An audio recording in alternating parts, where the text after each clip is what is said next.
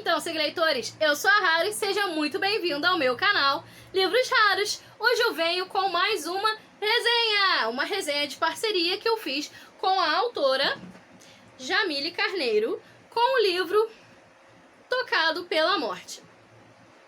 Vou aproximar aqui porque é e-book. Olha que linda essa capa, gente, eu amei. Eu vou colocar aí a imagem pra vocês da capa coloridinha e também porque eu não vou ficar segurando meu Kindle, não. Porque quem sabe aí sabe que eu sou um pouquinho estabanada. Mas, enfim, né, gente? Eu queria o quê? Antes de estar começando a resenha, eu queria estar pedindo pra você se inscrever aí embaixo se você ainda não é inscrito. Se você chegou aqui agora, se inscreve. Ativa o sininho pra estar recebendo as notificações dos próximos vídeos. Tem muita coisa boa pra vir ainda esse ano, gente. E também queria estar pedindo o quê? Pra você comentar aí embaixo, fala comigo. Pode falar qualquer coisa, pode botar um oi. Eu vou estar respondendo a todos vocês, tá bom? E também queria estar avisando que eu vou estar deixando aí embaixo o link pro Instagram da Jamile, pra vocês estarem conhecendo a obra dela. E também todas as minhas redes sociais estão com o link aí embaixo, tá bom?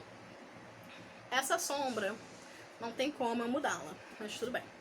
Então, gente, esse livro é um livro que eu dei 5 estrelas porque ele foi maravilhoso.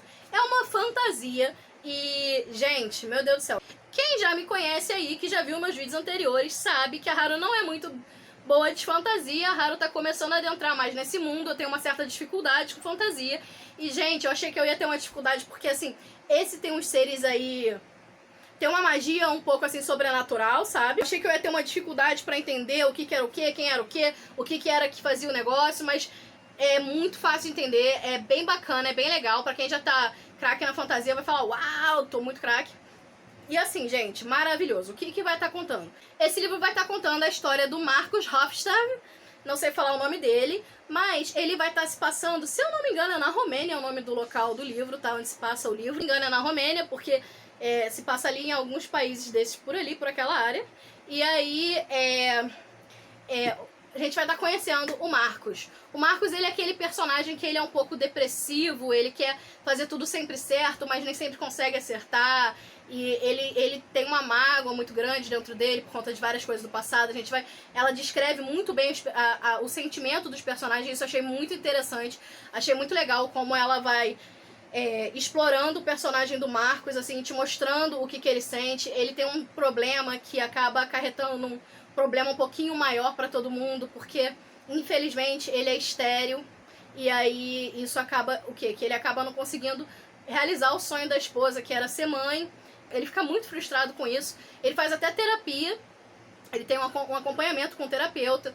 E aí essa questão de não conseguir gerar filhos, né, é um pouco pesado pra ele, porque meio que os irmãos também acabam que não ajudam muito em relação a isso na vida dele, os irmãos dele.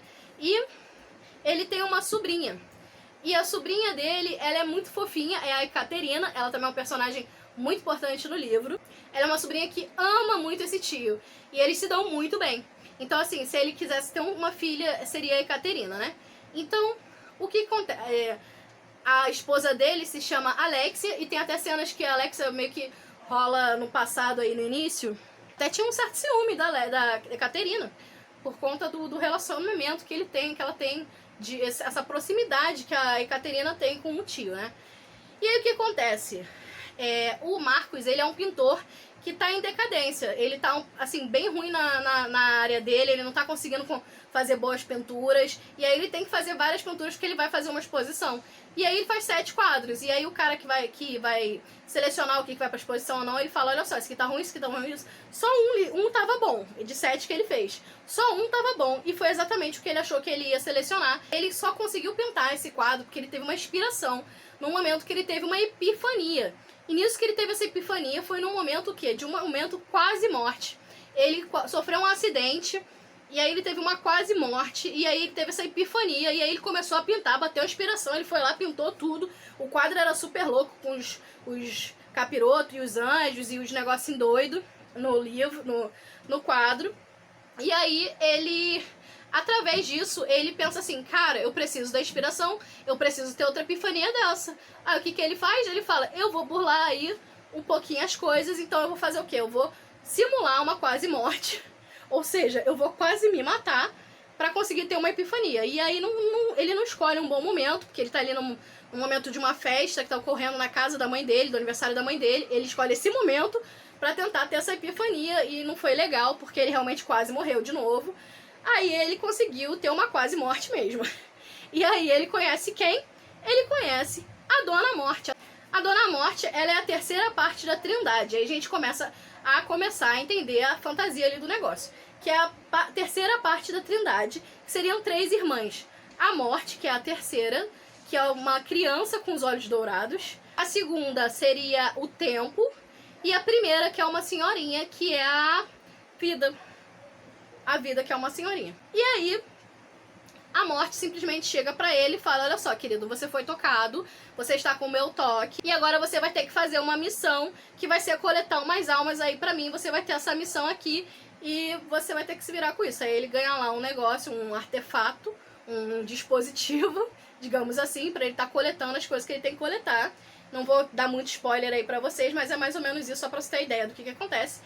E aí ele conhece a Lena, acho que é a Lena o nome dela. Aí ele conhece a Lena, se eu não me engano esse é o nome dela, porque Alexia e a Lena é muito parecido e aí eu confundo, mas eu acho que é a Lena. Se eu errar eu vou botar aí na tela. E aí ela também tá nesse mesmo patamar que ele, eles são a mesma coisa, e aí só que ela, ó, já tá há séculos fazendo isso. Porque quem é tocado pela morte, quem recebe o toque, fica o quê? Eles ficam imortais. E o que acontece? Porque o que é imortal não morre no final, exatamente. Então, eles ficam ali todo ano, toda vez fazendo a mesma coisa, que é o que a morte manda eles fazerem, que você só vai saber se você ler o livro, que você tem que ler esse livro. Esse livro é muito bom.